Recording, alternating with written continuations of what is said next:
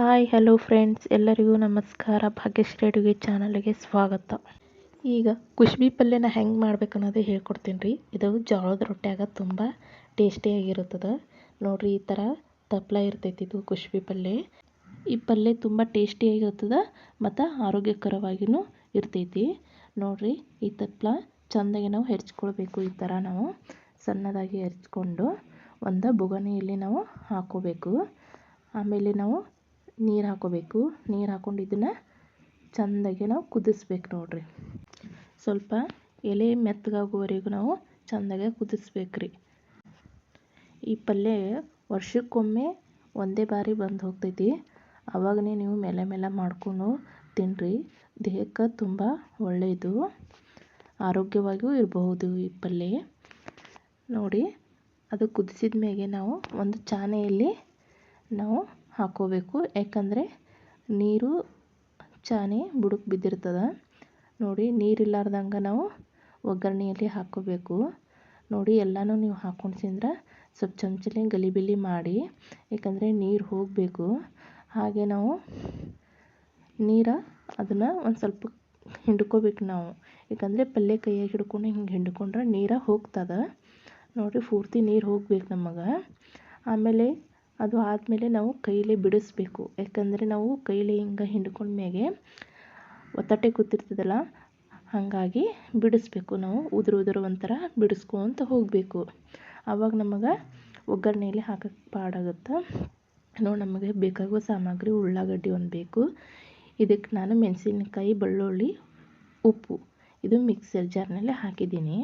ಈಗ ನಾವು ಒಗ್ಗರಣೆ ಕೊಡೋಮು. ಒಂದು ಪಾತ್ರೆಯಲ್ಲಿ ನಾವು ಎಣ್ಣೆ ಹಾಕ್ಕೊಳ್ಳೋಣ. ಸಾಸಿವೆ ಜೀರಿಗೆ ಹಾಕ್ಕೊಳ್ಳೋಣ. ಅವು ಸ್ವಲ್ಪ ಚಟಪಟ ಅನ್ನೋ ತನಕ ನಾವು ವೇಟ್ ಮಾಡ್ಕೊಳ್ಳೋಣ ನೋಡಿರಿ. ನೀವು ಉಳ್ಳಾಗಡ್ಡಿ ಜಾಸ್ತಿನೂ ಹಾಕ್ಕೋಬಹುದು.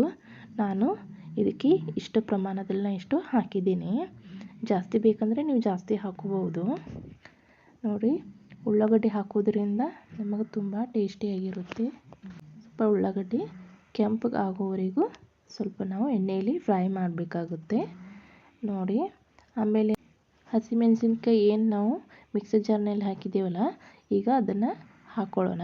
ನಿಮಗೆ ತುಂಬ ಖಾರ ಬೇಕಾಗಿದ್ದರೆ ನೀವು ಜಾಸ್ತಿ ಹಾಕ್ಕೋಬಹುದು. ಈಗ ನಾನು ಮೀಡಿಯಮ್ ಹಾಕ್ಕೊಂಡಿದ್ದೀನಿ ಖಾರ ನೋಡಿ. ಇಷ್ಟು ಖಾರ ಅದನ್ನು ಸ್ವಲ್ಪ ಕುದಿಸ್ಬೇಕು ನೋಡಿ. ನೀವು ಎಣ್ಣೆ ಸ್ವಲ್ಪ ಜಾಸ್ತಿನೇ ಹಾಕ್ಕೊಳ್ಳಿ. ಈ ಥರ ಕುದಿಸ್ಕಾದ್ಮೇಲೆ ನಾವು ಈಗ ಅದು ತಪ್ಪಲ ಹಾಕಬೇಕು. ಕುಶ್ಬಿ ತಪ್ಪಲ ನೋಡಿ, ತುಂಬ ಟೇಸ್ಟಿಯಾಗಿರುತ್ತೆ ನೋಡಿ. ಹಾಗೆ ಸ್ವಲ್ಪ ಚಮಚಲ್ಲೇ ಕೈ ಆಡಿಸ್ಕೊತ ಹೋರಿ. ಆಮೇಲೆ ನಾವು ಸ್ವಲ್ಪ ಅರಿಶಿನ ಹಾಕ್ಕೋಬೇಕು. ರುಚಿಗೆ ತಕ್ಕಷ್ಟು ನಾವು ಉಪ್ಪು ಹಾಕ್ಕೋಬೇಕು.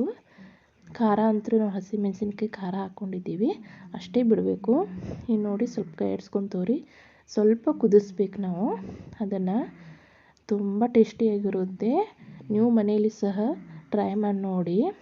ನೀವು ಹೇಗೆ ಬಂತಂದ್ರೆ ನಮ್ಮ ಕಮೆಂಟ್ ಮೂಲಕ ತಿಳಿಸ್ಬಹುದು ನೋಡಿ. ತುಂಬ ಚೆನ್ನಾಗಿ ಇರುತ್ತೆ ನೋಡಿ. ಈ ಥರ ರೆಡಿ ಆಯಿತು. ಅದರ ಮೇಲೆ ನಾವು ಸ್ವಲ್ಪ ಶೇಂಗಾದ ಪುಡಿಯನ್ನು ಉದುರಿಸ್ಕೊಳ್ಳೋಣ.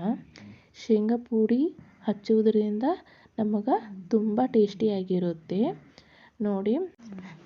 ಸ್ವಲ್ಪ ಶೇಂಗಾದ ಪುಡಿ ಹಚ್ಚಿದ ಮೇಲೆ ಒಂದು 2 ನಿಮಿಷ ನಾವು ಕುದಿಸ್ಕೊಳ್ಳೋಣ.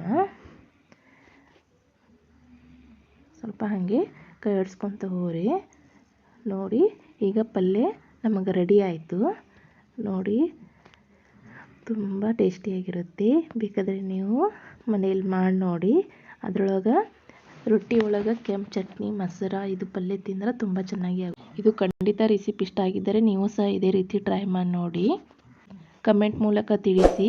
ಭಾಗ್ಯಶ್ರೀ ಅಡುಗೆ ಚಾನಲ್ಗೆ ಸಬ್ಸ್ಕ್ರೈಬ್ ಮಾಡಿ, ಶೇರ್ ಮಾಡಿ, ಲೈಕ್ ಮಾಡಿ. ಧನ್ಯವಾದ.